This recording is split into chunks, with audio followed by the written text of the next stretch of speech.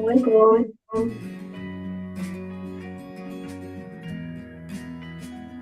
Waalaikumsalam Ibu. Mas Arif, Good morning and salam. Oh, Dr. Gohongli, welcome. Good morning, doctor. How are you? Fine. Great to be here. Okay, Alhamdulillah. We still wait for the time at Mm, 8:30. okay, no problem. Your audio and screen is very clear. Thank you. You're welcome. Hi everyone. I think I'll share my slide from my side Okay, later. Yeah. yeah, okay.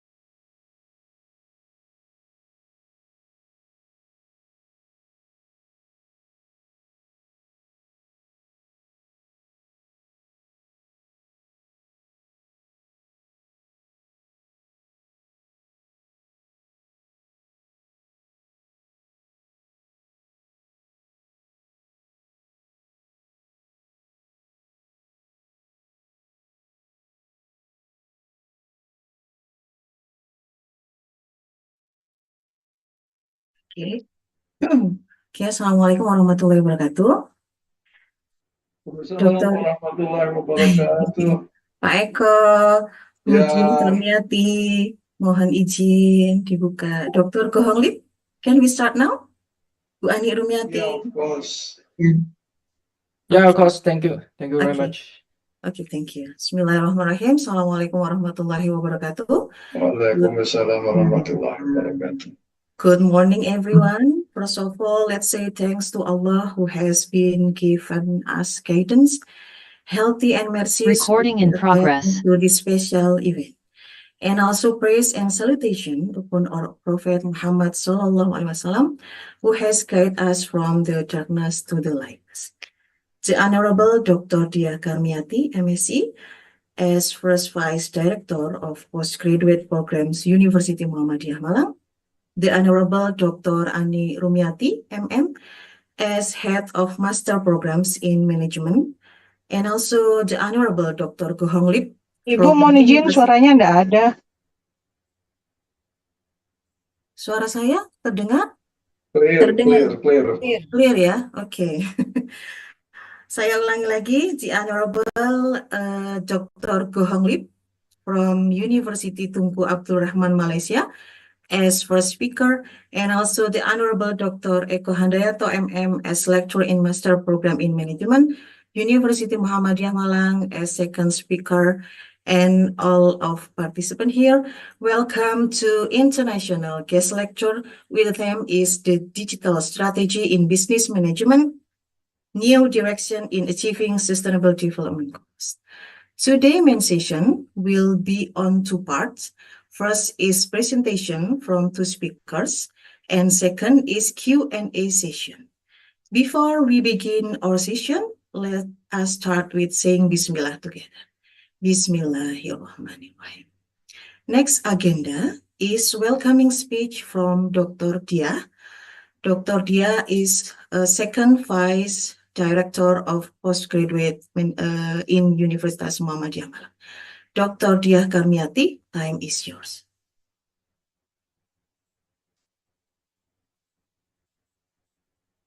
Thank you very much, Dr. Rizky Febriani, as a moderator.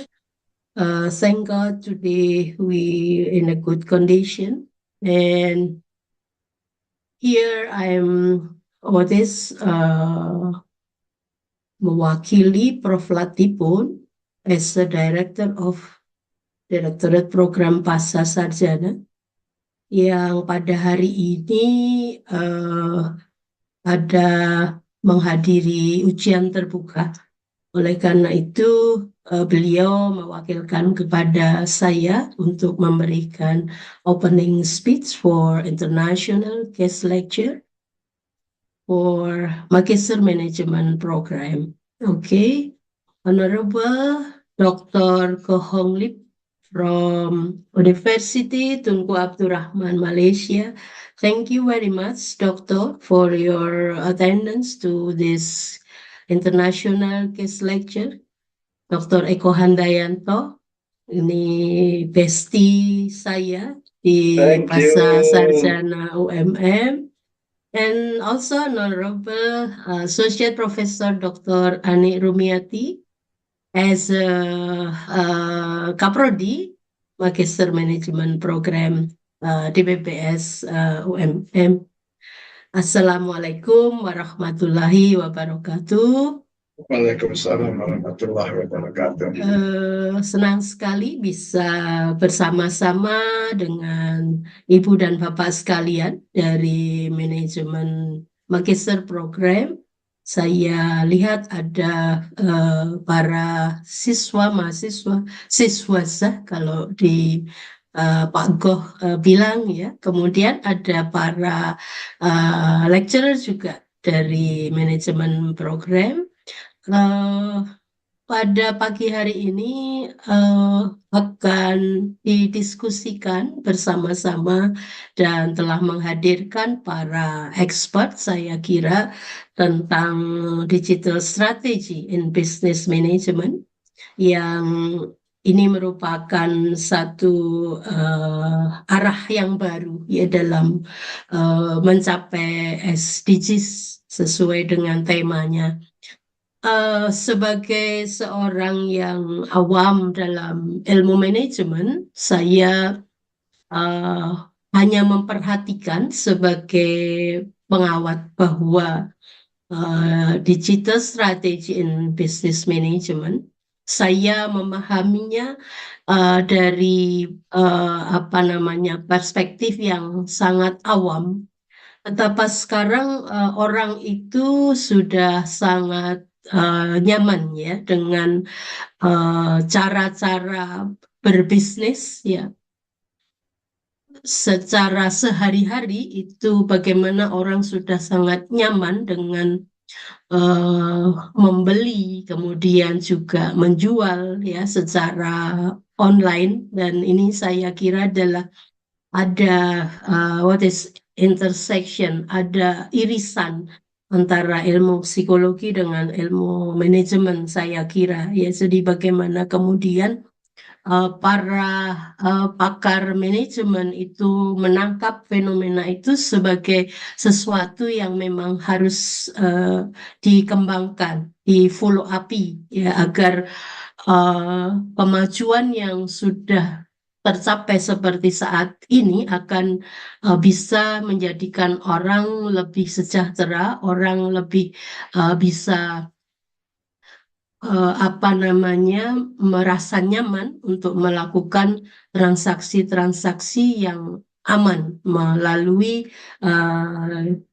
digital strategi, saya kira. Maaf kalau saya ada kekurangan di dalam memahami hal ini, namun saya kira fenomena yang sangat mendasar, sangat praktis seperti itu, ini juga menjadi satu pertimbangan mengapa para pakar manajemen kemudian mempunyai ide-ide yang cemerlang untuk menangkap fenomena itu, sehingga digital strategy and business itu menjadi sesuatu yang perlu dikembangkan secara lebih optimal. Saya yakin nanti Dr. Goh akan memberikan ide-idenya, begitu juga Dr. Eko yang sejauh ini difasilitasi oleh program manajemen, magister manajemen di DPPS oleh Ibu Dr. Ani Rumiati, untuk bisa menyampaikan ide-ide ini kepada para lecturer, kepada para students, agar mereka mempunyai wawasan yang saya kira lebih mengglobal tentang bagaimana digital strategy in business management ini. Pak Goh, beberapa waktu yang lalu saya membersamai teman-teman magister ya, hampir semua prodi itu berkunjung ke USIM, Pak Goh ya, di Universitas Sains Islam Malaysia. Kebetulan yang kami kunjungi itu adalah Faculty of Syariah and Law. Ya, jadi undang-undang ya, fakulti undang-undang. Iya, tetapi yang kami bawa ada banyak dari mahasiswa, ya, termasuk adalah mahasiswa magister manajemen. Nah, barangkali untuk kesempatan yang akan datang, Pak Goh, Dr. Goh bisa memfasilitasi kami juga untuk bisa berkunjung ke University Tunku Abdul Rahman ya, untuk program-program yang lebih spesifik teman-teman dari manajemen, karena ini adalah program yang kita laksanakan annually ya, 2 kali ya, 1 semester sekali, sehingga setahun itu kami 2 kali melakukan kunjungan Pak Goh.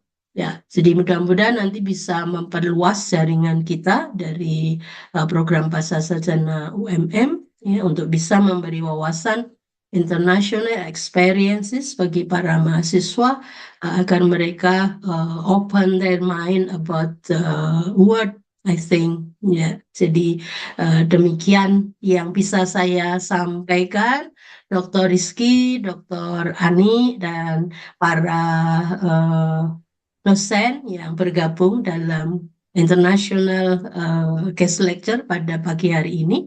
Mudah-mudahan memberikan banyak manfaat dan akan menambah kerjasama networking between DPPS UMN and University Tunku Abdul Rahman Malaysia. Demikian, thank you very much, dan mohon maaf atas segala hilaf yang mungkin saya sampaikan. Sekali lagi selamat datang Pak Goh dengan teman-teman di DPPS UMM. Mudah-mudahan lancar acara kita pada hari ini. Terima kasih. Assalamualaikum warahmatullahi wabarakatuh. Waalaikumsalam warahmatullahi wabarakatuh. Thank you very much, Bu Dr. Dia Karmiati. Ralat, tadi saya sampaikan second vice director, beliau first vice ya Bu ya, wakil direktur 1. Nggih, ngapunten, matur nuwun sangat. Okay, now we come to main session. For the first opportunity is to Dr. Goh Hong Lip will present about digital strategies and sustainability, a cautious approach in balancing digitization and sustainability development. This is Dr. Goh Hong Lip curriculum vitae. As an assistant professor in Faculty of Accountancy and Management, University Tunku Abdul Rahman, Malaysia, area of expertise are in environmental economics, environmental management, consumer preference, content analysis, and SEA studies. Also, Dr. Goh Hong Lip earned his PhD in environmental management from University Kebangsaan Malaysia and 2023 Taiwan Fellow. In addition to his teaching responsibility, he is an active member of UTAR's Belt and Road Strategic Research Center, focusing on content analysis and digital economy, permitted Alibaba Global Digital Talent or GDT, and also lecture for GDT Digital Transformation and Digital Entrepreneurship Program. He is exploring the impact of the continuously expanding interconnectivity on individuals' perspective regarding economic, social, and cultural issues in holistic context. Wow, it's amazing curriculum vitae, Dr. Goh Hong Lip. Okay, please welcome to Dr. Goh Hong Lip. Time is yours. Thank you, Chairperson. Thank you, everyone, for attending today's guest lecture series. I'm very honored. Actually, this is the second time I've been here. So, yeah, hopefully I can bring some different perspectives for today's session as well. Okay, let me share my screen. Okay. Screen 2. All right, so everyone can see my slides? Yeah. Okay, we already see it. All right, okay. One moment, let me do further setting as well.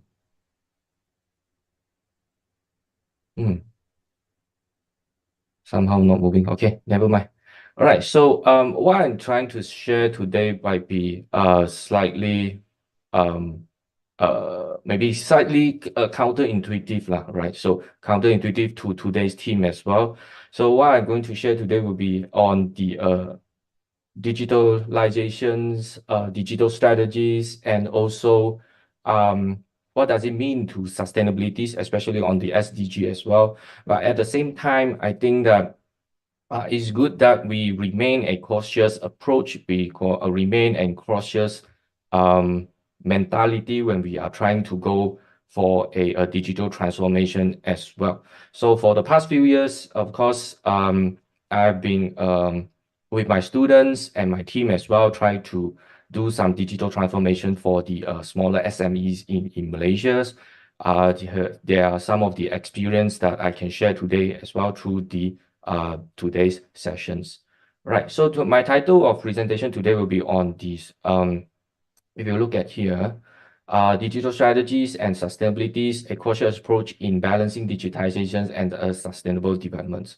So yeah, I think this one, I will not go too deep on this. I think most of us here is quite familiar with the 17 SDGs already. It's been around here for nearly 9 years, right? 9 years or 10 years. Basically, the SDGs is something that coupled with indicators for us to make the world in a to improve the world in a better sense. But let's look at the implications of this SDG as well. So we noticed that SDG actually pushes businesses, big or small, beyond just compliances. Of course, this one, if you are have an expert in corporate governance. They might share more insight on this as well. Right. So I still remember in the early days, people think that this is just another financial report, just another CSR. But when you go deeper, when you do more research, you meet more stakeholders, we notice that actually SDG is quite beyond compliances. As nowadays, all the companies, when they even for startup as well, they need to include SDG goals or sustainability as part of their company vision as well. So if you look at here, as company aims to reduce carbon footprints, manage resource responsibly, and promote ethical production, contribute to SDG as well. So this should be part of the company operation nowadays. It's not just about financial report anymore. So what will be the other implication as well? If you look at here, we also notice that SDG also induced new business models. So we have social enterprise, impact investing as well, and of course the green technologies. Without the sort of like this SDG in sustainable development goals, may perhaps the green technologies like EV cars, renewable energies development might be not as fast as we notice nowadays. All right, so nowadays I think all the companies, they more or less will sort of trying to incorporate SDGs into their long-term values, not just for short-term profits. Okay. Then there's another implications on the SDG as well. We notice will be the risk management. So why the company need to associate SDGs into their daily operations? Because we still have the risk of climate change, resource scarcities, especially on the fuel consumption, crude oil price, food securities, all these kind of like global problems as well. So for every company, it's good that from the bottom up, from the start of the company, you take into considerations in managing the risk over here. So if you don't do it well on all these like responsible consumptions, there is a possible repercussions on your reputations, regulatory repercussion as well, and of course financial risk. Because nowadays banks are quite smart as well. The investors are quite smart as well. Sometimes they will say that, okay, unless you can prove to me that your business strategies is able to contribute to the societies, provide sustainable elements, then perhaps I only will give you funding here and there. We are seeing that more and more banks, more and more investors do want the businesses to have this kind of like collaborations or this kind of impact before giving them the investments. So of course nowadays we also notice that there is a shift of consumer and investor expectation as well. So the consumer might be more conscious on the environmental impact. So yeah, these are the risks that the current businesses face when they do their daily operations. They need to incorporate and make it as a part of their daily operations. Of course, on paper, well, I don't think by look at these 17 pictures over here, everyone will be an expert in overdays. So we also noticed that SDGs also induce collaborations and partnership. In fact, they also encourage collaborations and partnership between the community, the businesses, and the government as well. So if you look at here, business need to build partnership with governments, NGOs, and other companies to tackle complex global challenges like poverty, inequality, and also climate change. All these issues are very, very big, very, very complex, might be geographically specific as well. Every area have their own climate change problems. Like in Malaysia, very recently, I think last week, Penang suffered one of the worst flood in the history as well. A lot of like the near-shore buildings been damaged, right? It's unheard of, right? So yeah, every area will have their own struggles, will have their own problems. It's up to the stakeholders to sit down and discuss how to make it better. Of course, when we talk about the digitalizations, the first thing that comes into our mind will be digital transformations. Okay, so digital transformations, I think the COVID actually accelerated global digital transformations. When you have to sit at home, you cannot go out, you cannot reach out to people. You are heavily reliant on the internet innovations, a lot of apps, a lot of fintech being developed across the years. So it forces the business to think differently. How should I integrate my businesses to the sort of like the online world, can reach more of the masses? There's a paradigm shift. How should I look into more responsible consumption as well? How do I manage smart manufacturing as well? So if you look at the digital transformation, is a process of integrating digital technologies across business functions in hope that improve operations, enhance customer experience, and even achieve sustainability at the same time.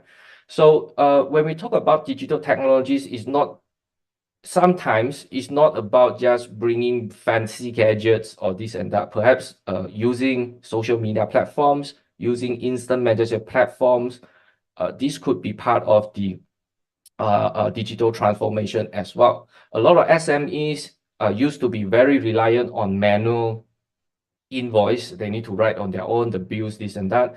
If they're somehow able to use maybe Excel to make them more organized in terms of their spending and also in terms of their daily transactions, that could consider a digital transformation as well. So over the past few years, we also noticed that, yes, a lot of SMEs still using the traditional way, the manual way. It can be quite a trouble to track what are the actual consumptions. But through digital transformations, although can be quite slow as well at the process, we are seeing that perhaps more and more businesses are trying to integrate IT systems to their daily businesses. Okay, so of course, how are we going to do digital transformation? If you look at the literature available online, this will be the main explanation over here. So we try to strategically integrate digital technologies. Of course, nowadays we all talk about artificial intelligence. Of course, this one actually is quite common where we go search for YouTube, we search for on Google's. Actually, behind that, there's algorithm, there's some sort of assist by the AI as well. So as AI is not something that is, wow, like a movies, like the Terminators or even Avengers movie like that. AI is something actually embedded to our life. I will talk more about the applications of AI in the business later. So of course, we also talk about IoTs and blockchain as well. So yeah, of course, this one on paper, we would think that, okay, if we go everything online, we go everything digital, we will save more on the paper consumptions, right? On the physical consumption as well.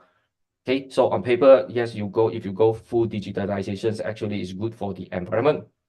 So the theory behind that, the principle behind that is that this technology can able to improve resource efficiency, reduce waste, and enhance operational transparency. I think this is a very, very good point.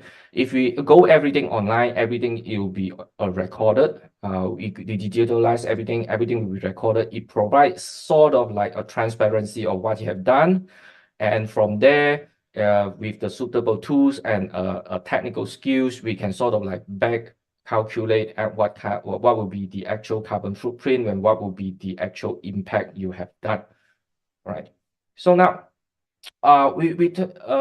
through the existing literatures, we also notice this kind of situation as well, right? So when we talk about digital transformation, these are the 6 SDGs that is commonly associated with the digital transformation effort. So if you look at the SDG number 12, responsible consumption and productions, I think this one is quite relevant to the operational transparency. If you know what you are doing, if they provide certain clarity on how much resources you are actually committing to your business operations, I think it's quite relevant to the responsible consumption and productions. The new business model, like I just mentioned about the risk management over here, it should be part of your business operations.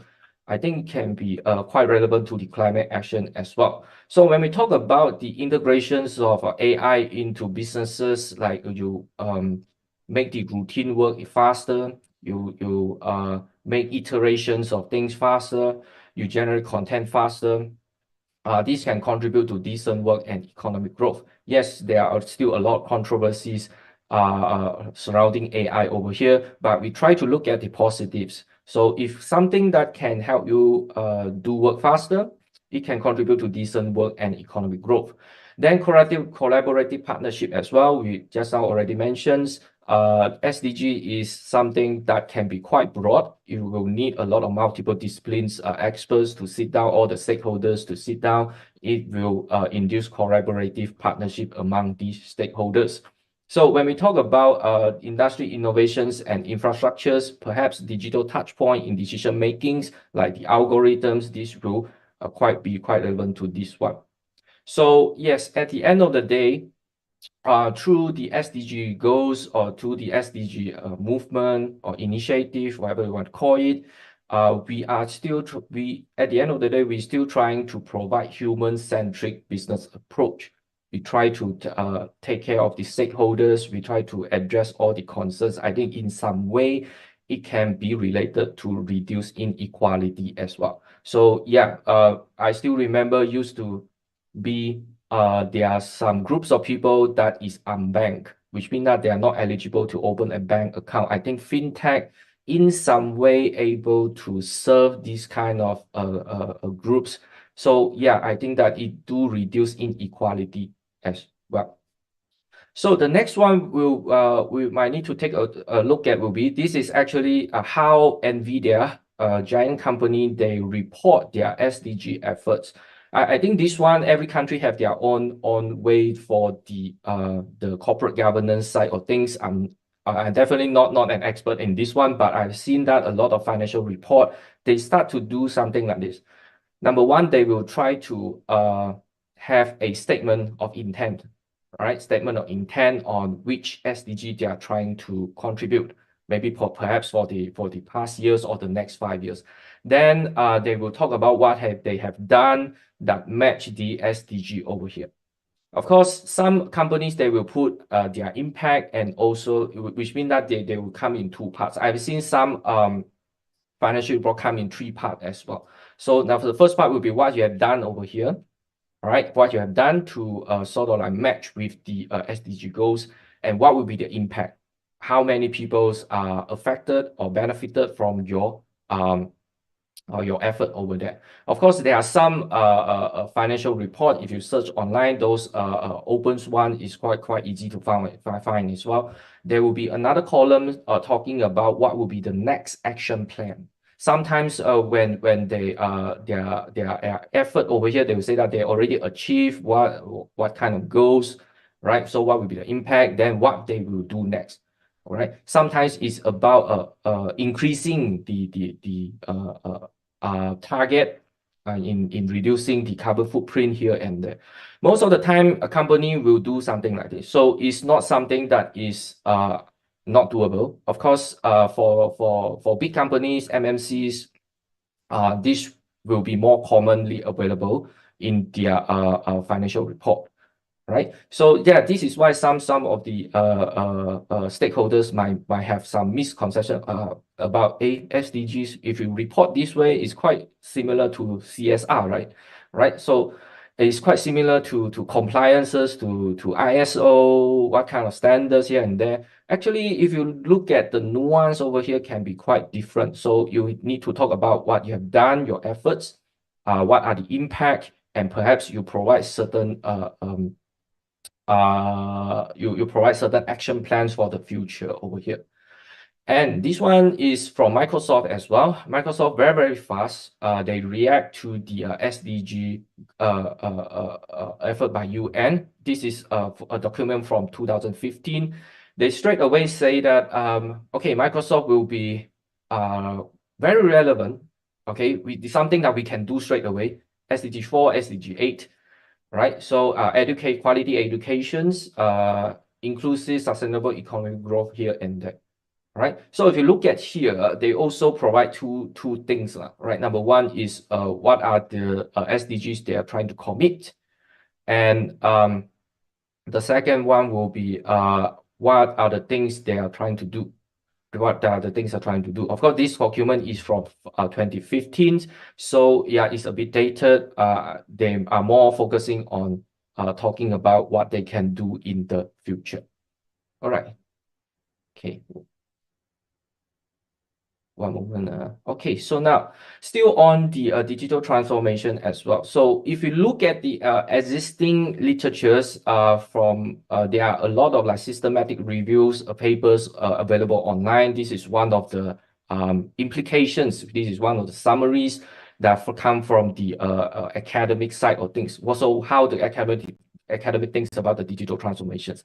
I think for the past 10 years to 20 years, when we talk about digital transformation, this is one of the major issues, or this is one will be the major narrative. Let's call it major narrative. Digital transformation requires significant investment in the IT infrastructures, talent, and digital capabilities, making it challenging for small businesses, right? This is where the government and partnership aligned with SDG 8 can make a difference. Okay, so from a policymaker standpoint, digital transformation shouldn't be an individual effort, and collaboration needed as well. So we all know that in the early days when the internet is not as good as right now, I think everyone has smartphones. Wherever you go, you are connected to the internet very fast and quite stable as well. If you look at what happened 10 to 15 years, I still remember in 1998, we're still using the very noisy modem connections, and the maximum speed is 7 kilobytes. Yeah, 7 kilobytes per second. Imagine what will be the speed compared to nowadays, right? So yeah, this is the major narrative for past 10 to 15 years when we talk about digital transformations. Significant investment in the IT infrastructure first. And of course, it will require some technical skills here and there. So what does it mean? Which means that perhaps accessibility is a key issue, right? Accessibility to all these technologies, to these skills, how to operate, how to open a Facebook page, how to use WhatsApp to call your friends, message your friends. It takes time, it takes some skills, it takes some learning, right? So yeah, and also for the SMEs, when they heard that the government said that you have to do this, you have to adopt like e-invoice in Malaysia, perhaps GST as well. It takes time for them to adapt. So you cannot like let them do their own. So in some way, in the early days of digital transformations, it can't be too decentralized. This is for my opinion. So it needs some help from the maybe the policymaker as well, the government, some private sectors provide trainings here and there.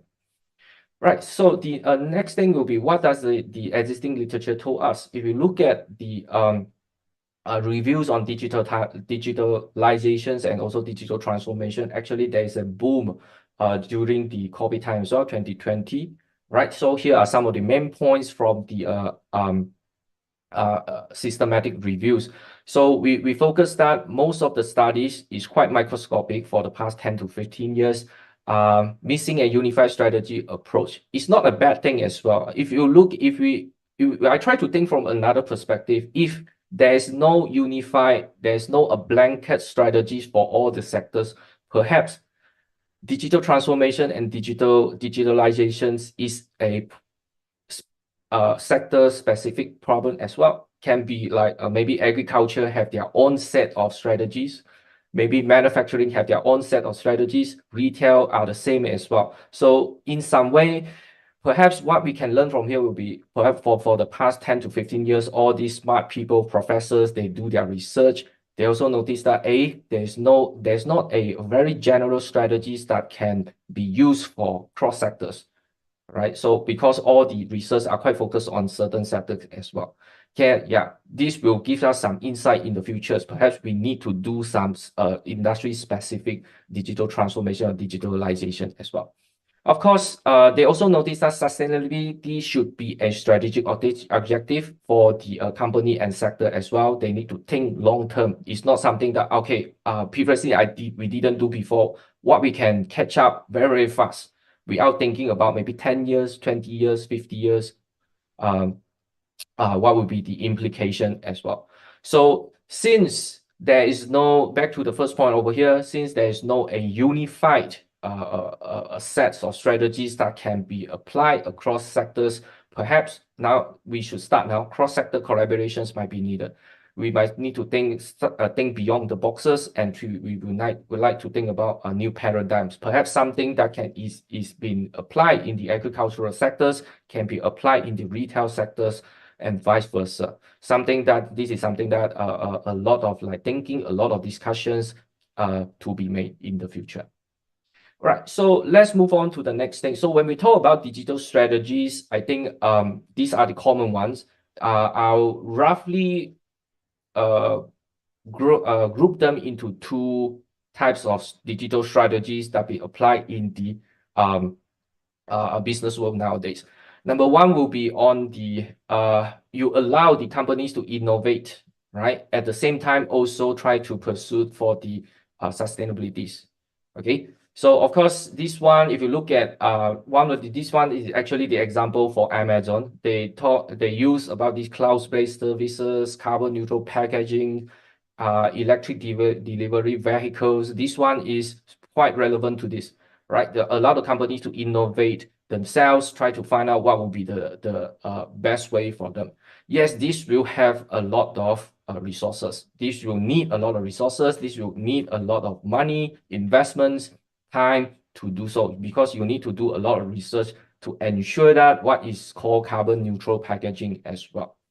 So of course, there's a misconception about digital transformation isn't limited to tech company as well. So when we talk the first digital strategies we look at here, if we say that we allow the company to innovate themselves, well, this is the things that first thing to come into our mind. So manufacturing and agriculture a sector as well, they also try to apply digital strategies and make them more sustainable. So IoT, long-term, you install sensors, long-distance monitoring, these kind of things can be part of the sustainable effort as well. For the manufacturing sectors, yes, smart factories, they do have a lot of sensors. They calculate what would be the best route, what would be the optimal usage of resources when they do manufacture their products.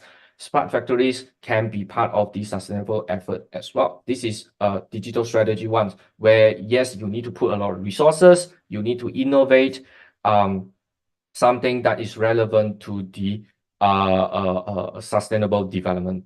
So what about digital strategy 2? So this one, I think more or less everyone is doing that nowadays, is by using AI and qualitative data in their digital strategies. This is more on the marketing side of things. Of course, nowadays we notice that if we are using certain AI services, right, not just the ChatGPT, there was one demonstration by a company. They said that they are very confident if you have 1,000 customer profiles or consumer personas, they can help you to using their own algorithms or AI and the AI system. They are quite confident that they can do this for you, right? And handling ambiguity. So what actually the customer wants, what the customer actually needs, what will be the pain point, they can do something like this. So, and of course, precise consumer targeting. So some companies might say that, oh, our product is for maybe young adults, target age 20 to 30, but through the AI algorithm, do this kind of like calculation, perhaps they will notice that, hey, perhaps our product actually is more suitable for age 30 and 40. Right? So yeah, this is sort of like a digital strategy that is quite common in the marketing sector as well for most of the company.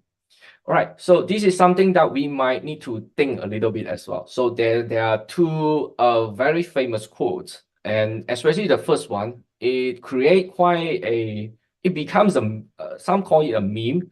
It creates a fuss on the internet as well. Number one will be, yes, when we talk about AI, this is the one of the problem we're facing. I think this provides some room for us to think about, this is the directions we want. Okay, number one will be what? All right, there's a saying that nowadays AI is doing the wrong thing. When we talk about ChatGPT, we talk about DALL-E, we talk about all the content generations. It's quite true for the maybe the artists, maybe some of the content creators or the purists. All right, the purists might say that I don't want AI to do all this art and writing. I want my AI to help me do my laundry and dishes so I can spend more time in doing the things I love, doing the things I'm actually good at. All right, not the opposite way. We are seeing that nowadays. While AI seems like can draw better than us, of course the fingers they don't draw well, right? So that I can do my laundry and dishes. Okay, this is maybe around 5 to 10 years ago. I think Jack Ma said something that is quite relevant. It's happening nowadays as well. So yeah, he's talking about the goals of AI should be having machine doing machine work and having us humans to do human works. So of course there's if you look at his speech, actually he talks about a lot about utilizing AI can make human focus more on the actual important things like sports, art, these kind of things. And the AI will do the routine work, something that need a lot of computational powers, that's things that do a lot of efforts like mathematical calculations, these kind of things, right? But we seems like is moving to this direction rather than what Jack Ma envision nowadays. So this is something that we might need to think about nowadays. So which one is correct nowadays and what we can do from there perhaps will be the next big discussion in future. All right, so yeah, if you look at all the content generations, of course, this one is an example from China. I think outside of China, we do have a lot of platform that is from perhaps from the Western world as well. ChatGPT is one of them. If you look at that, well, if you want to do research, even nowadays, I think illicit AI is quite good. Illicit to do research. If you talk about the text generations, I think ChatGPT is quite good as well. But the more you use this kind of generating AI, you will notice that you will see their limitation very fast, right? You will see their limitation very fast. So ChatGPT is not like something that is invincible in this sense. Image generations, audio, video, gaming as well. So of course there will be a bigger problems on the ethical part as well, the fake videos, deep fake, these kind of things. Of course, this will be not the main discussion for today, but perhaps in the future we can talk about the some of the ethical concerns when using the AI for your daily activities. Right, so then there's another systematic review. We'll also notice this kind of situation when we talk about AI adoptions in SMEs. Of course, this one is quite a complex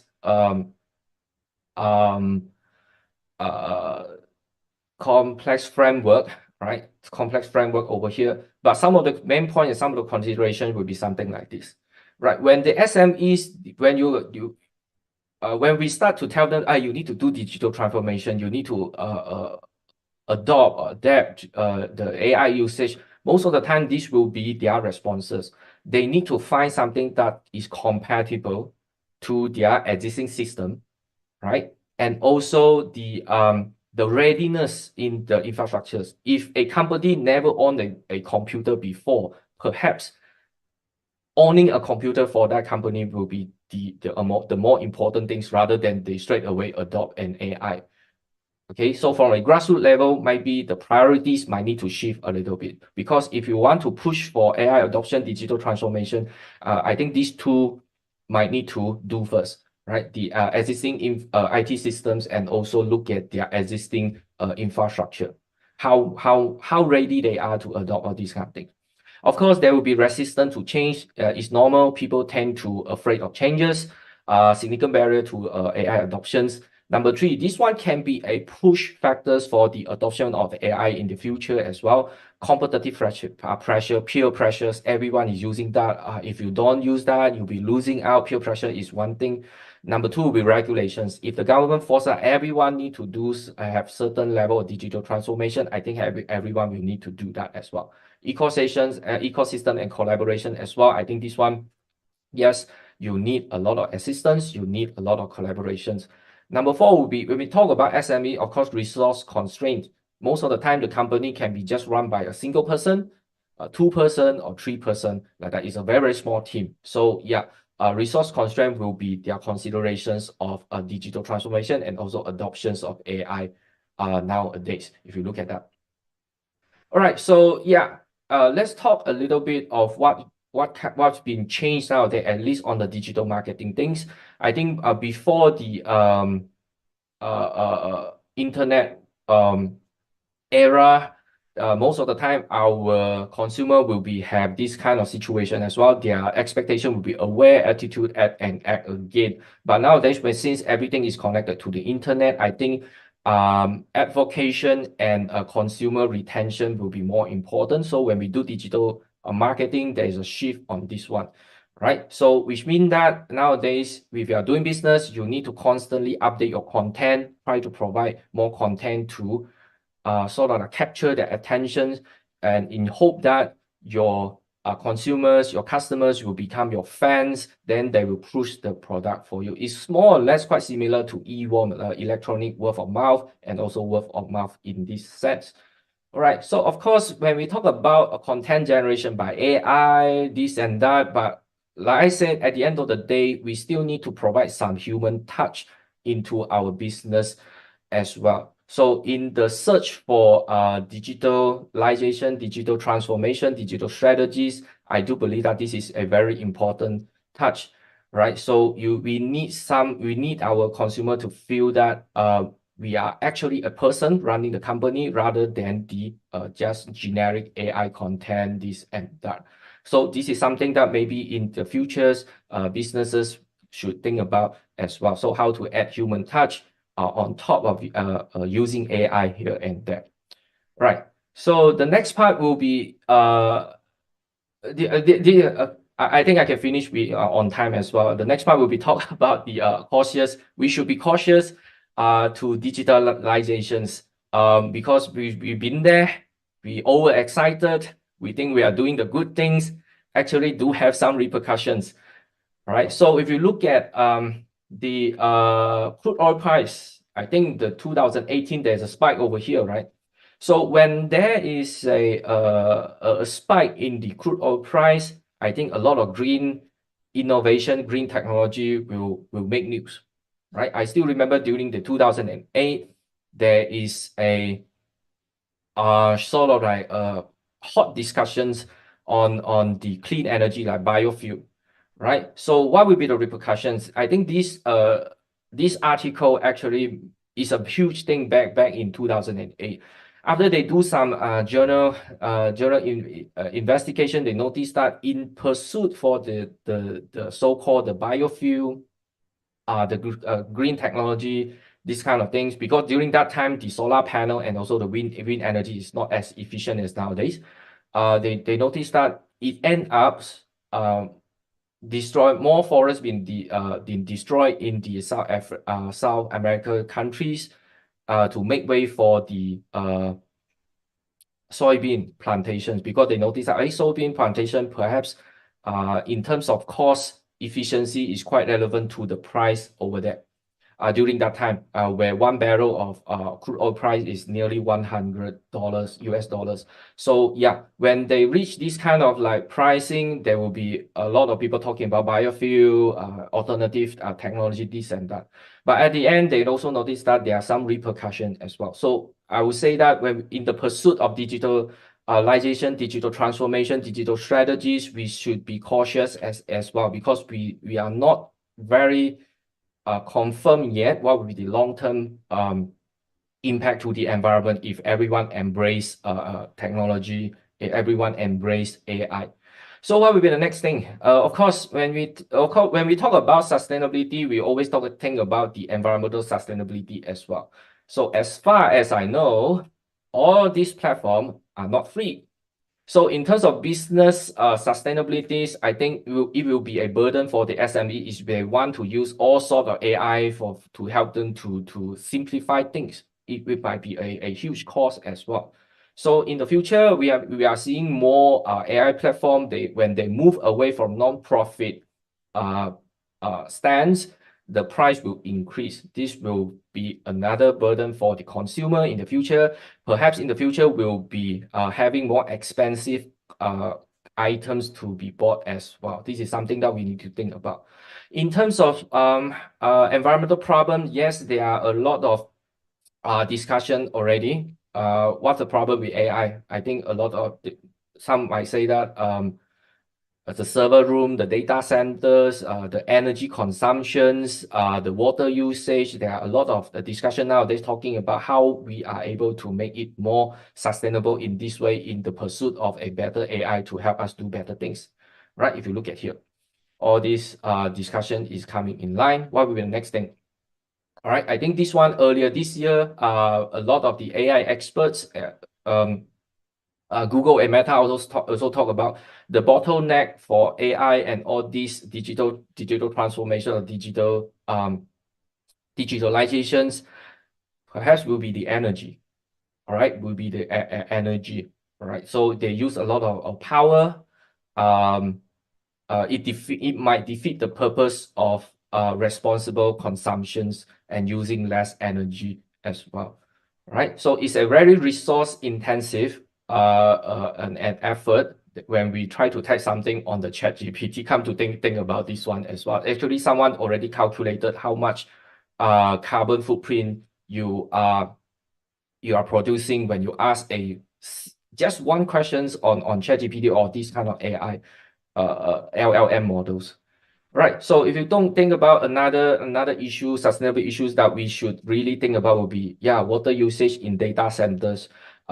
We are seeing that there's a rush of data center establishment in the Southeast Asia countries. Yes, this is something that we need to think about as well, right? Because a data center do need to use a lot of water for their coolings and also for cleaning purposes as well.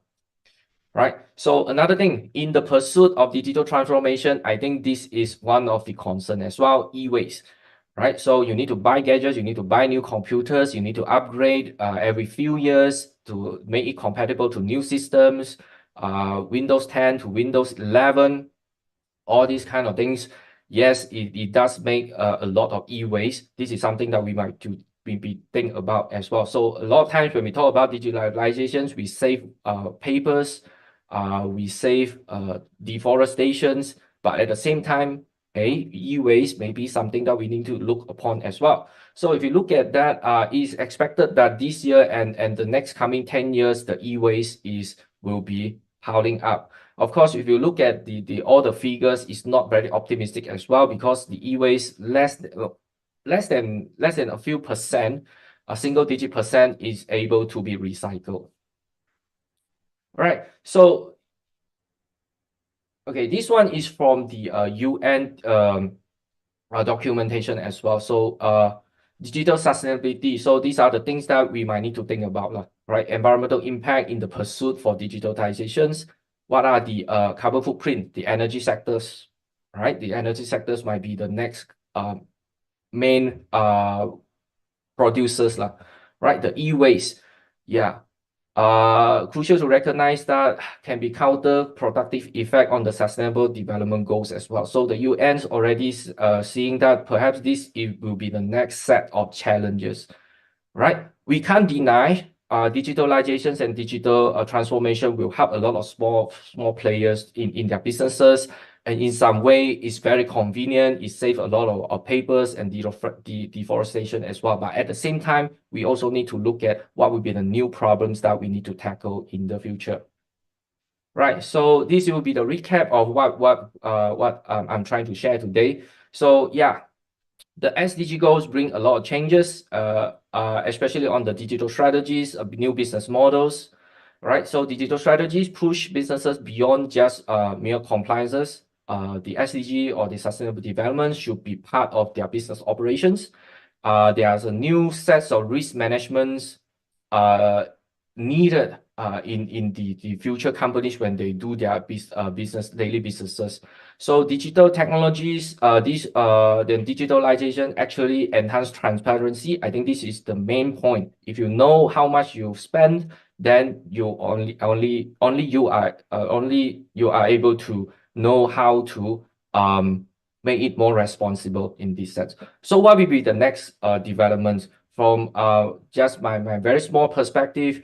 I would say that digital transformation shouldn't be an isolated effort in the future. You need help. You need a lot of collaborations. You need to help the SMEs to let them know what are the importance, what kind of help you can provide them. More private fundings might be needed to help the SMEs to do their digital transformations. Number two will be, yes, perhaps this is from the literature, academic literature. Perhaps there is no a blanket or a single strategies that fit all the industries. So maybe we need to look at what are the industries most needed, the bigger challenges for specific industries. Of course, we can encourage discussion across industries and see how we can borrow their success story into another industry in the future. So nowadays, consumer behavior changes. Their expectation also changes. They want something that is more inclusive. They will develop their loyalties based on the things that you done right. And lastly, will be cautious in the chase for digitalizations, and let's look at what will be the new implications. All right, that's it for my sharing. Thank you very much. Thank you so much, Doctor, for giving an inspiring knowledge sharing. There are much new knowledge from SDGs and digitalization. Okay, there are some conclusion here that SDGs have an impact for many activity in business. So they have to adapt with with this situation, make closer to environment. And also there are some digital strategies that companies have to innovate in pursuit of sustainability, must incorporate long-term goals, and also use of AI in marketing. Okay, for the next, hope we can have what is it? Quick Q&A session in discussion session, Dr. Goh. Okay. Yeah, no problem. Okay. For the next, we go to the second speaker, Dr. Eko Handayanto. We'll give about, wait a second. Okay, this is embedded sustainable development into the business culture. Dr. Eko Handayanto. Hello, Doctor. I'm ready. Ya, oke. Kurikulum vitae-nya sebetulnya sangat banyak sekali pengalaman beliau mengajar, research, dan publikasi. Tapi yang disampaikan di sini hanya tentang pendidikan dan kualifikasi ya, Dokter ya. Beliau PhD doctoral program in Universitas 11 Maret Surakarta on 2009. Yeah, And also being a lecturer from 1993.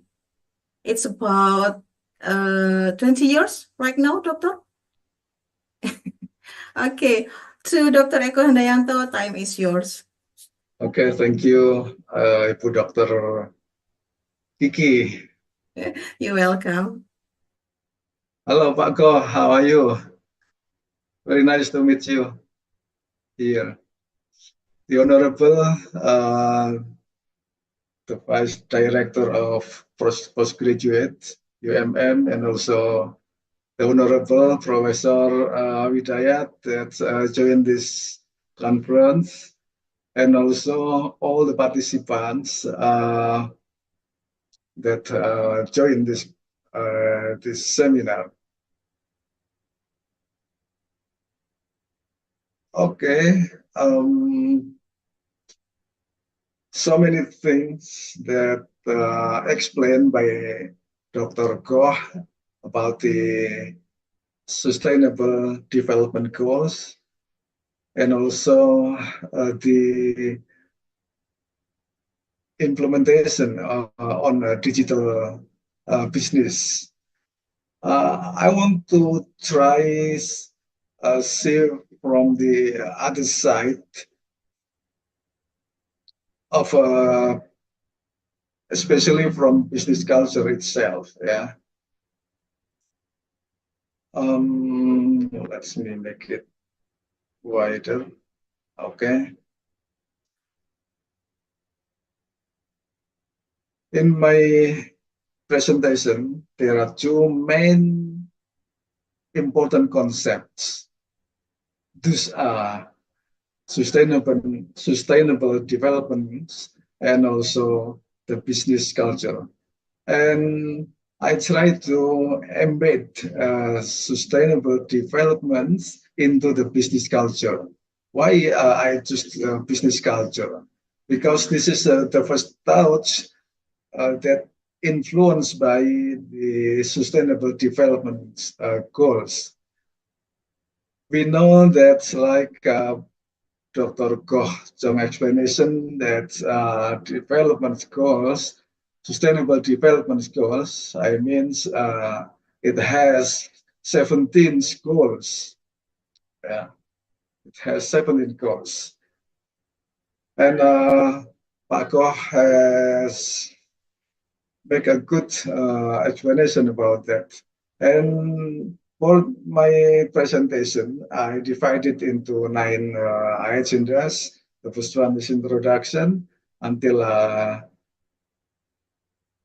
9 agendas. All right. Let's see what the importance of the sustainable in modern business.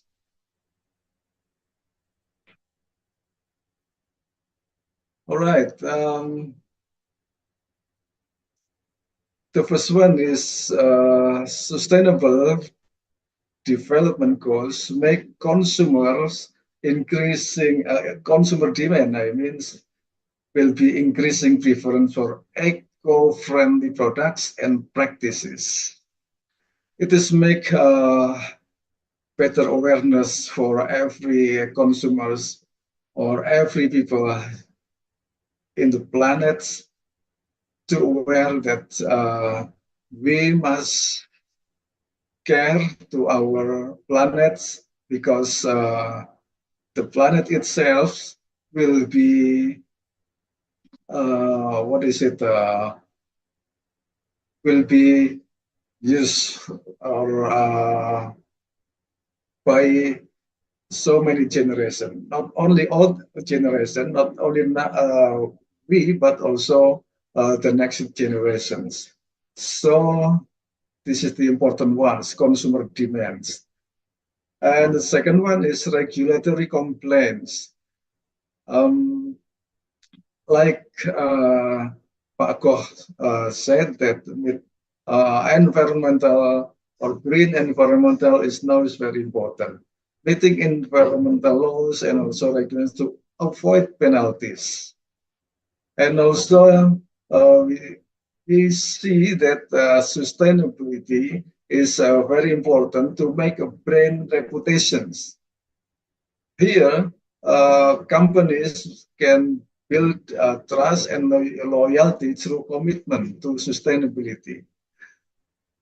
I mean that the consumer now is very clever, and when they want to buy something or products, they will ask, is the product is safe or not to the sustainability, or safe or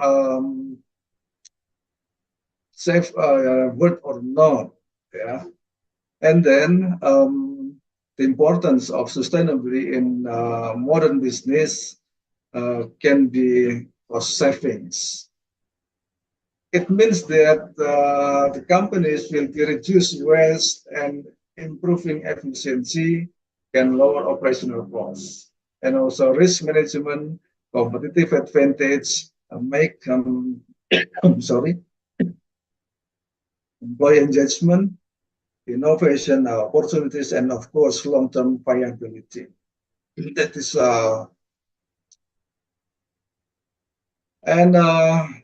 according to UN Global Compact Essential CEO in 2010, said that 93% of CEOs sees that sustainability as important to their company's future success. What does it mean? This is a bigger awareness from the CEOs of global companies in the world, that they aware to save the planet and to make environment green, and it will be sustain their operational firm or companies, so that they aware to care to keep the planet always green and also sustain for all generation or for next generations. Let's see the definition of sustainable development, especially the Sustainable Development Goals. This is an initiative promoted by the UN and poverty, protect the planet, and also improve the lives and prospects of people around the world. Actually, this terminology or these definitions, this is a shifting from the MDGs before that established in the year 2000. The name is Millennium Development Goals. So because the situation and also the condition, the world is changing, so then the Millennium Development Goals shift to the Sustainable Development Goals. And I think it is more important than only Millennium Development Goals, how to make planets sustain. All right, and this is not the new issues, but this is, I think, the old issues. 20, 40 years ago, yeah, the Sustainable Development Goals by name Millennium Development Goals has been established by the UN. But I try to skepticism about the end of poverty. Yeah, this is one of the goals from Sustainable Development Goals, and poverty. I don't believe that poverty can be finished by all countries in the world, because it is depend on the government. It's depend on the people itself how to improve their lives or their livings. Okay, this is the goals from the Sustainable Development. There are 17. From the 17 goals, there are 3 pillars of sustainability. This environmental, and the second one social, and the last one is economic. And what we discussed today, especially not only talking about the economic in special case, but also how to make a business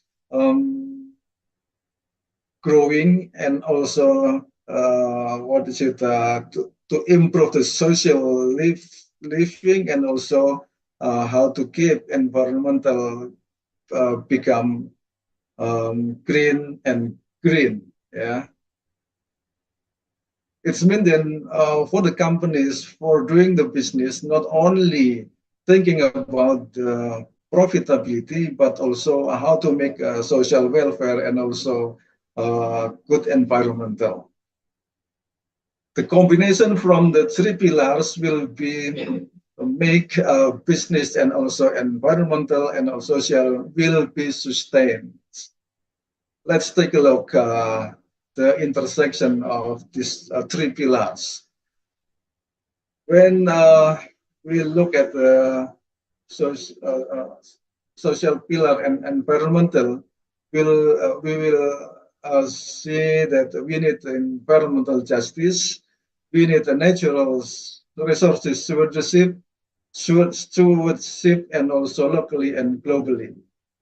And the intersection between environmental and economic, all the actors of economic must be aware about the energy efficiency and then subsidies or incentives for use of the natural resources.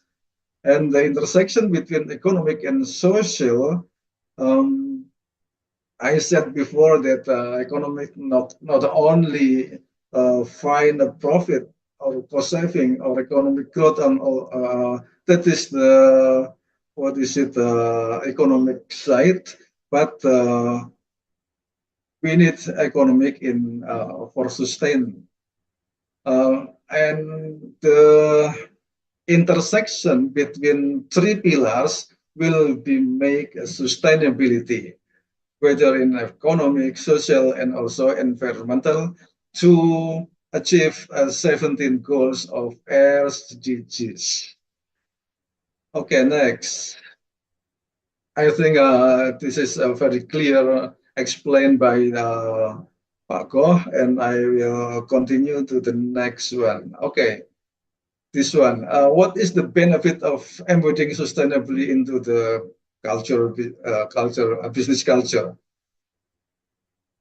There are two important things.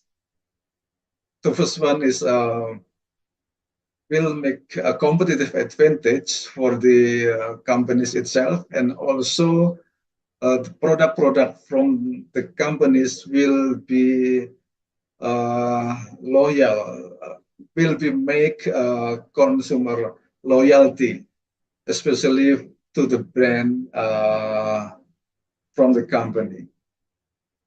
And many benefits, other many benefits, for example, enhance brand image, customer loyalty, and then make a market differentiation, of course, and also attracting new customers, and will be make a positive word of mouth from customer to other customer, and also will be increased sales. And the important one is it will be make long-term relationship. Building loyalty through share values leads to lasting customers. And then what the intersection of digital business and sustainability, how they relate. Pak Goh also has explained as well about this one, but I try to add a few intersection itself.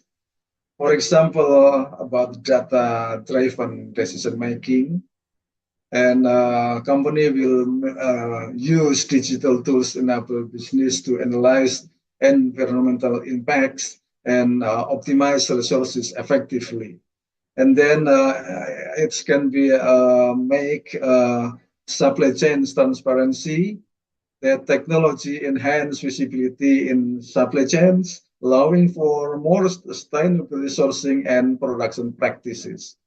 And then it will be make remote work solutions, that digital platform reduce the need for physical commuting, lowering carbon footprints, and then sustainably product development, and also circular economy models.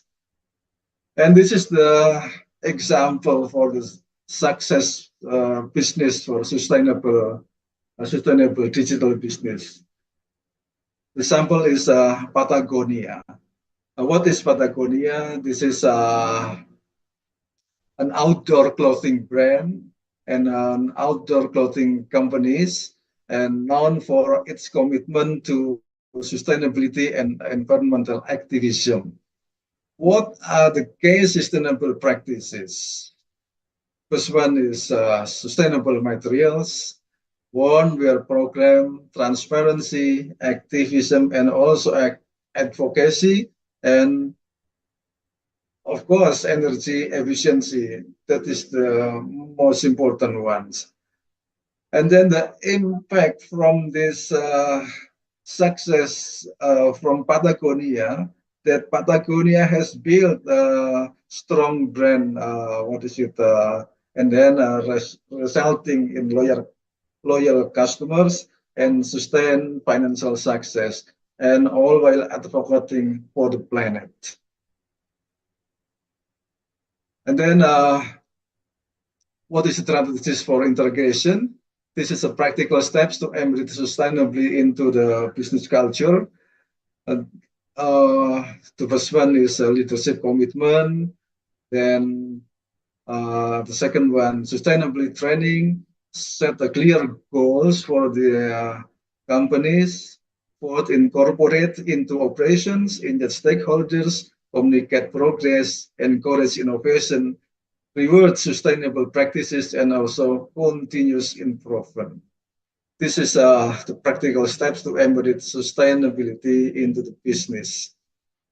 And then I also see the role of technologies to make sustainability embedded into the business culture.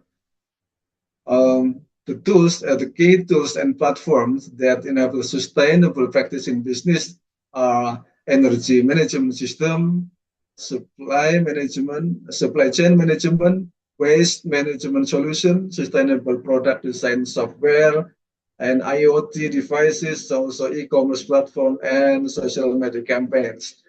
All are the information technology or social media can be as a technology that has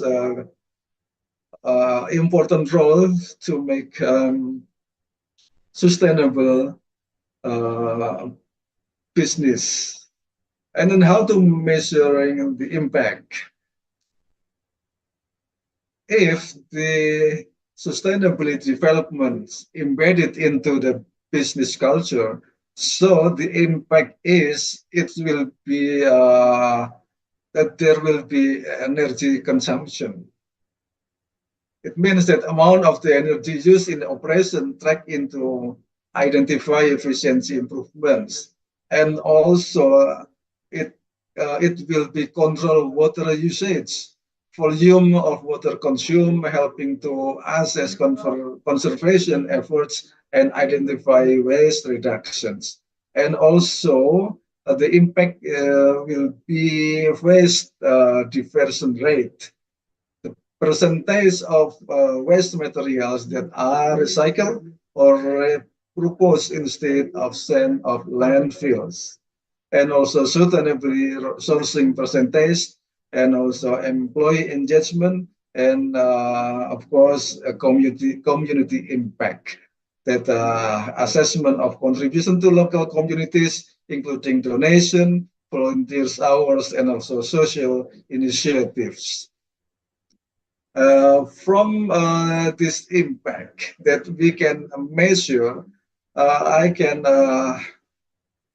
conclude that when the sustainable development embedded into the business culture, it will be make economic better, good environment living, and also the social welfare will be higher and higher. But there are also any challenges and barriers that will be faced by the actors of economic actors. The common challenges and barriers to implementing sustainability in business, for example, is lack of leadership commitment. It can be occur when insufficient buy-in from top management can hinder sustainability initiatives. And then this is also the challenges because of limited resources, and also be careful because there are also cultural resistance. Not all culture can be receive the issue of sustainable development goals. And also this is a challenge, and I think it is a big challenge and barriers. There is a knowledge gaps between people in the country, and also between people in the between countries. And the other challenges is measurement difficulties. Challenges in quantifying sustainability impact and benefits make it hard to demonstrate value. And also supply chains complexity and regulatory uncertainty. We know that every country, every government in the country always make a new regulatory, and it's mean that for the companies, it will be make uncertainty for their operational. And I see the future trends about digital business and sustainability. The first one is circular economy models, AI, blockchain technology, sustainable e-commerce, and smart cities, remote work expansion, and also impact investing. We can discuss it then. And the conclusion is embedding sustainable development into business culture is essential for fostering long-term resilience and innovation. By prioritizing environmental stewardship, social responsibility, and ethical governance, organization can enhance their reputation, attract talents, and build customer loyalty. Ultimately, a commitment to sustainability not only drives profitability, but also contributes to a healthier planet and society, ensuring that business thrives in rapidly changing world. Okay, I think that's all, Bu Vicky. Thank you very much. Assalamualaikum and good morning. Waalaikumsalam warahmatullahi wabarakatuh. Thank you very much for wonderful slides, Doctor. Pak Eko already say about the conclusion, so in here, no need to me to give more conclusion. Okay, now we go to Q&A session. Because this is a Friday, we have to go Salat Jumat at 11. We will limit the question. It's just for 4 question. There are questions in the chat Zoom from Bu Oneng Nurul Baria. The question is to Dr. Goh Hong Lip or Dr. Eko Handayanto. Ibu Oneng.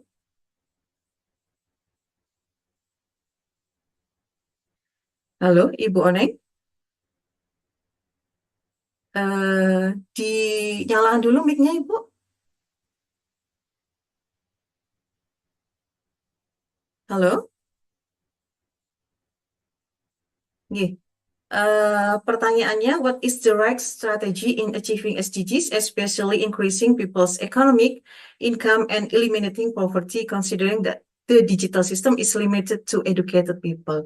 Bu Oneng, Assalamualaikum. Oh, sepertinya suaranya agak ada gangguan. Oke, baik. Boleh dari from Dr. Goh Hong Lip and from Dr. Eko Handayanto. Please, time is yours. Dr. Goh Hong Lip first, maybe? Yeah. Yeah.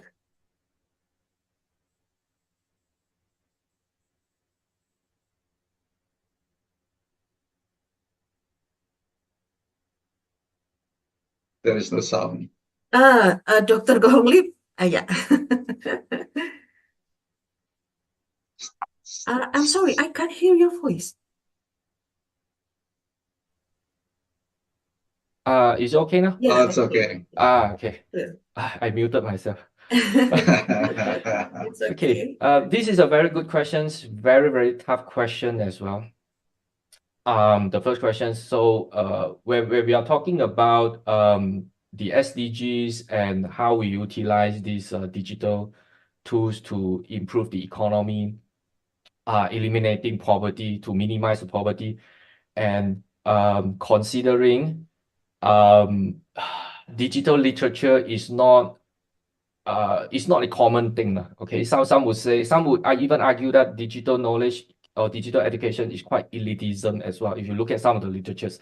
I'll share two experiences. Okay, so number one will be, if you look at the success stories of Alibaba, they have this Taobao village as well. They actually successfully transformed some dying rural areas into an e-commerce powerhouse. They identify certain good industry through smart logistics, through AI or what, then they develop into a full production line, especially on the local products that is well receptive through the Taobao platform over there. So we can see that there's a success story about utilizing e-commerce, digital strategy, digital transformations to make rural areas economic thrive, so that there will be less people migrate into the urban areas and this kind of rural urban migrations.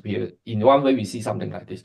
Of course, there's another debate we're talking about. Yes, digital literacy seems like a bit elitism. The gadget is not cheap. Okay, you need to know how to operate WhatsApp. If you ask an uncle, auntie in Malaysia, 70 years old, 80 years old, I think it's very hard for them to operate WhatsApp. So how are we going to do that? Accessibility will be an issue. This is a constant debate. But I see the silver lining is that more and more private and also the public sectors trying to improve in terms of accessibility to access to all these kind of gadgets. Yes, education is one thing. Yeah, I think as a young person, I'm not too young, maybe you all are, right? You can sort of take some time to teach your parents how to properly use all those platforms. I think this is one way as well. Of course, yeah, another thing I think nowadays, maybe the NGOs, I know they are doing a lot of things already. Maybe it's the NGOs, the government can have some free programs, perhaps giving out subsidized gadgets to the publics. Maybe perhaps this one can help in the digitalization. So I would say that yes, there are some success stories.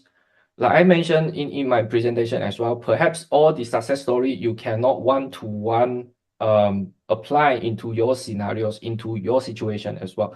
So at the same time, I hope that through a more inclusive, maybe subsidized products, we take our initiative to teach our parents, teach the people that in need on how to operate the gadgets or whatnot, can solve this problem. Yeah, this is my 2 cents. Okay. Bu Aning, bagaimana? So there are need to collaboration, yeah, Doctor, from young to old generation to operate this technology. Okay, thank you. Pak Dr. Eko? Yeah, I agree with Pak Koh explanation about how to make how to make a right strategy in achieving SDGs. I think the 17 goals of SDGs, it will not be achieved together in one time. Yeah, it make a very serious process to achieve all the goals of SDGs.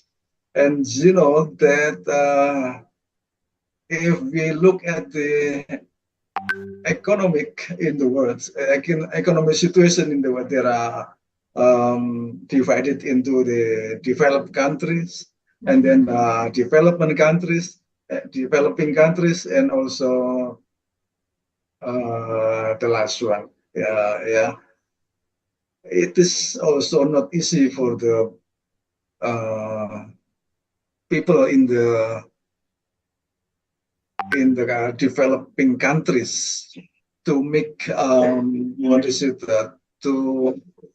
learn about the AI faster and faster, and yeah, I think people in the developing countries must work harder, study harder to make the condition or education itself better and better. And then, yeah, I think again that developed countries always will lead the economy in the world. So that's why we must learn from them how to make a better economy and a better living. Okay, Okay. collaboration is the key of this. Okay. Thank you. Get money harder too for developing country. Yes, Because of it's course. expensive, not cheap. Okay. For next question, maybe from Billy, Pak Billy. Yeah, because you raise your hand. Okay. Please. Okay, is my voice clear? Yeah, very clear. Okay. Thank you for this opportunity because this is the SDGs. This is very new for me because I'm not really concerned about these SDGs. So we all know in Indonesia, there's in perbankan or banking, there's have changed about digital technology, which is the payment using QR, not using manual, something like that. So my question is about we are the facing about digital technology in the next year or in the future, but what are the facing that Gen Z as a proactive, as a facing this SDG, something like that, or what is the role of the Gen Z as to promote or to facing these SDGs? Thank you. Okay. What the strategy, Mas Billy ya, for Yes, the Gen it's Z? exactly my. Yeah, okay. Dr. Goh? Okay.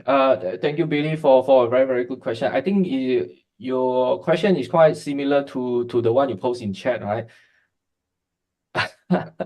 Okay.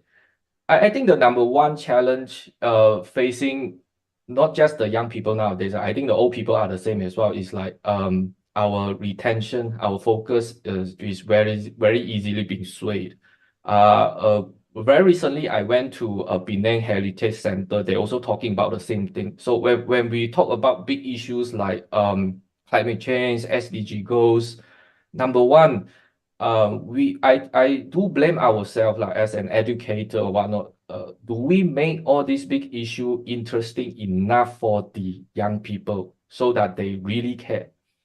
It's very common a situation whereby if you say something more than 3 sentences, if you cannot cultivate interest for the young people, they will forever don't think you are in the issue will not be interesting anymore. So the problem nowadays, I would say that everything becomes a content. You need to have a very strong writing. You need to have a very, very strong message to be sent. I would say the advertisations of every issues. So I would say that this is one of the challenge. But what can the Gen Z do or the young people do? I think there are a lot of things you can do. Perhaps, of course, this one can be a double-edged sword as well. I see a lot of people, a lot of educators, they try to gamify. They mix these kind of big issues, gamify all these issues into the classroom, make it more easier, accessible to the young people, especially the children as well. How they make it very interesting, very interactive, something that they can participate upon. And from there, if they can have first-hand experience, more interesting in this kind of like SDG big issues, perhaps in the future, it will be embedded into their mind and hopefully they can do something better. I think this is one way to do that. Hopefully I answer your question. Yeah. Okay. Pak Eko? Yeah, thank you. Additional answer? Yeah. Prof. Enough. Hidayat maybe. Prof. Hidayat, monggo. No. Hi, Oh, Prof. no. Hidayat. In the other occasion, Prof. Hidayat joined with with Dr. Goh Hong Lip as speakers. Yeah, Billy? Is that clear, Billy? Okay. It's very clear. Thank you. Thank you, Dr. Goh. Then for next question from Adil Ikram. Adil? Where are you, Adil? Okay. Yeah, Adli. Adli. How can digital strategies be effectively integrated into sustainable business model without sacrificing long-term goals? How can companies balance rapid digital innovation with the need to maintain sustainable social and environmental responsibility? So there are two questions here. Pak Eko or Pak Goh? Pak Eko. Okay, I try to answer from the question from Adli. Okay, Okay. thank you. That is very good questions. Yeah. How can digital strategies be effectively integrated into sustainable business models without sacrificing long-term goals? I'm still thinking harder why using a word sacrificing. Yeah. Why? In my mind, that if the digital strategy is integrated by sustainability development, from many articles that I read, it will be make long-term goal will be not sacrificing, but long-term goals of the companies itself, also the environment and social living will be better. It is my opinion. And how can companies balance rapid digital innovation with the need to maintain sustainable social and environmental responsibility? Like I mentioned before, I explained before that the intersection between economy, three pillars, it will be make sustainable in three pillars itself. This environmental, and then social and economics. All pillars will be running together and will be sustainable together. So that's why it is need a hand in hand between society, between the companies, and also the governments. Yeah. So don't worry about that. Not to sacrifice, but to support. No. Yeah. Yes. Thank you. Okay, Dr. Eko. Dr. Goh Hong Lip? Okay. Just for my opinion as well, actually the short answer will be through discipline and PDCA. PDCA plan to check act is quite similar to how we do the compliances on ISO as well. This is speaking from my experience, because when we were talking about sustainability goals, like I present just now, I think Pak Eko also talked about this should be a long-term commitment from the company. It should be from the start. Your company, when you set a company, this is what you're trying to make it into your business operations, including the risk management as well. So through PDCA type of principles, you can sort of able to plan, do, check, and act, and see what are the indicators are doing fine, doing good, doing well. And sometimes there will be some surprise as well. If you do it long enough, you will notice that actually my target may be, let's say, SDG goals number 10, but actually I achieved number 12. It's possible something like this as well. So I would say that through discipline, through careful planning, through the principles of PDCAs, I think is doable to able to maintain the sustainabilities and also chasing the digital innovations. One thing I have to emphasize, SDGs, digital transformations is a big issue. When you are unsure, you need collaborations, you need to ask questions, joining groups, consortiums, groups of business societies, dialogue with the between private and public sectors will definitely help in answering your question and solving your challenges. Yeah. Okay, thank you, Dr. Goh. Adri, is that enough? I think is it clear? Okay, we're going to the last question. If there's any participant here want to give a question more, Prof. Hidayat? Yeah, Prof. Hidayat will ask Ya, something. or for me deh ya, boleh ya. I think that right now we apa itu ya namanya? So dependence on the technology, like Dr. Goh say before from Joanna Juska that say I want AI to do my laundry and dishes so that I can do art and writing. Not for AI to do my art and writing so that I can do my laundry and dishes. Yeah. But the fact we do our art and writing with the AI.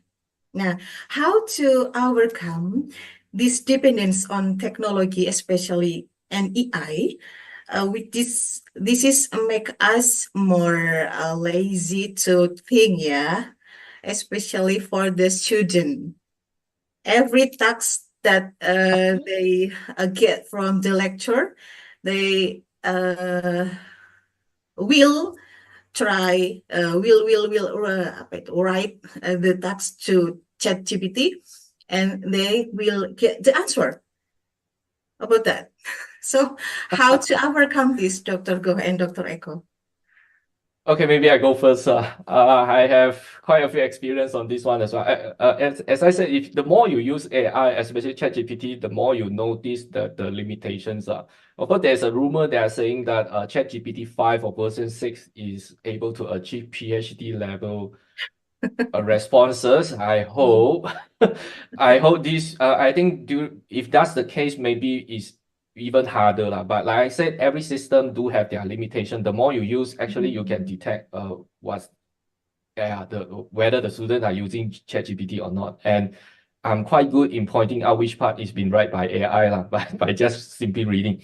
Then of course there are a lot of other tools can check whether the writing is generated by AI or not, but not 100% good enough. I think the Turnitin AI detection is very, very good. Then they are still improving. So I always told my student is that if you want to use AI, you treat it as an assistance for you to do your brainstorming. You ask the ChatGPT to generate ideas for you. You write on your own so that in some way it will stimulate your critical thinking as well. First, you need to do your homework. You ask the AI, maybe do some summary or whatnot.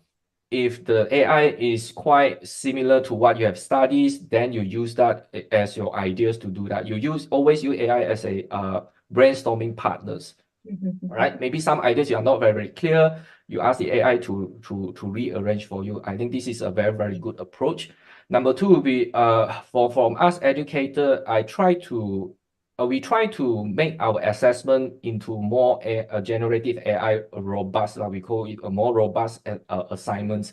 Most of the time, if you design our assessment that involve data collections like interviews, which means that qualitative data actually is very important nowadays. If you ask a student to conduct interviews, I think this one you can't fake. You need to provide maybe a recording or these kind of things. Number two will be, yes, exam will be becoming very, very important, the physical examinations. And there are some assignments that is quite robust into this kind of ChatGPT as well. I think presentation will be one thing. If you don't do your work, very likely you can't present. So I use this kind of approach to like minimize the impact. Yes, I would say something like this. It's like the COVID virus as well. Sometimes we need to learn how to coexist with all these kind of tools. You might be not using the tools yourself, but others are using. You still need to know how to counter this and that. I believe Jensen Wang say something very, very relevant. AI will not take over our jobs, but the people who uses AI, they will take over our jobs. Oh, wow. Thank you so much. Itu ya, anak-anak semuanya mahasiswa didengerin ya yang disampaikan Pak Go. Okay, thank you Pak Go. Pak Eko, let's see what is your opinion about this? Yeah, let's see from another side. Don't only look at from the negative one. I think AI and the similar application very full for us. For example, to make an article, to make an a paper. Yeah. And I give you a suggestion. Please give a good lesson for your child to understand about AI from the early. Yeah, I think it is a good. Although in the Finland, the country that has the best The best, yeah. educational Education. The quality. world. They now back to use like a handwriting to make a paper, something like that. Oh, yeah, But I think it is a combination between traditional education and Minimally. also the modern one. Yeah. And I think it will be run together. It can be achieve a good quality. Okay. So Yeah. So. give a lesson in early your children to understand the technology. And the IT itself also made by the human. So as a human, don't worry about it. Thank you. Okay, thank you so much, Pak Dr. Eko, Pak Dr. Goh. Is there any question? One more? No? Pak Widayat will give a question for Pak Goh. Prof. Widayat bukan bertanya, tapi menjawab nanti. Sebenarnya kalau Pak Goh ini ya, expertise in bahasa Melayu juga.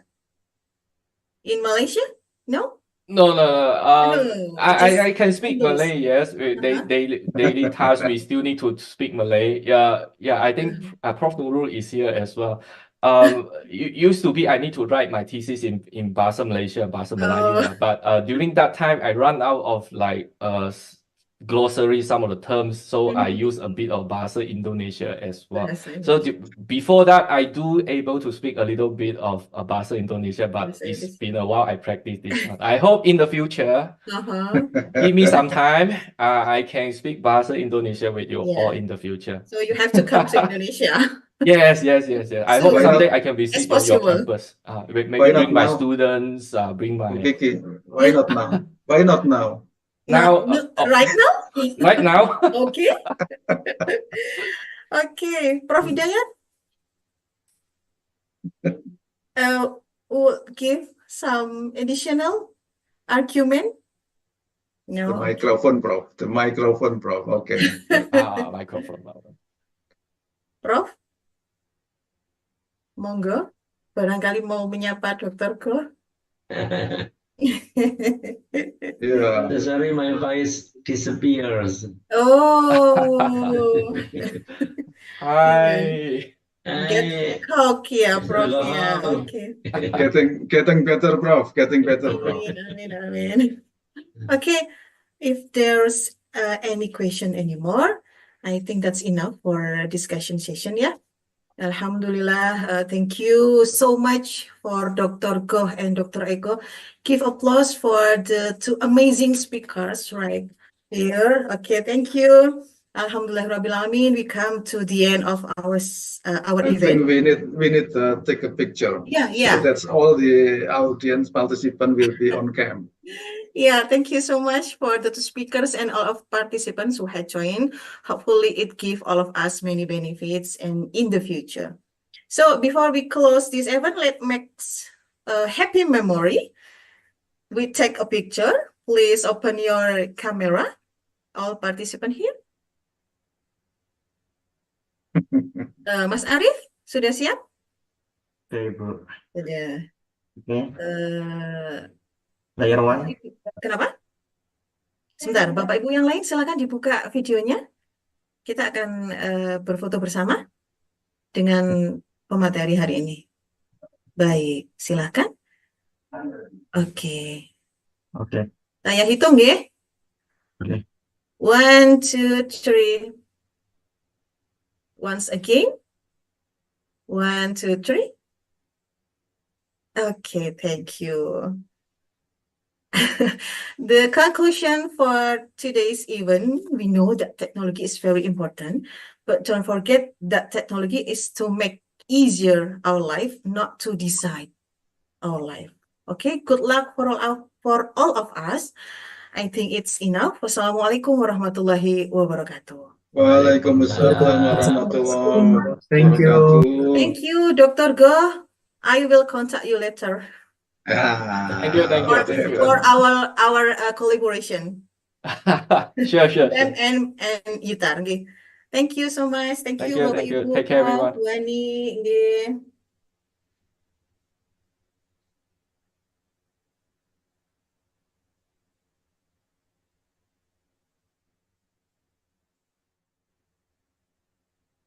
Prof, sudah sembuh batuknya, Prof? Belum. Pak Eko, thank you Yeah, very thank you. You're welcome. ya, terima kasih. Terima kasih. Okay, I will leave.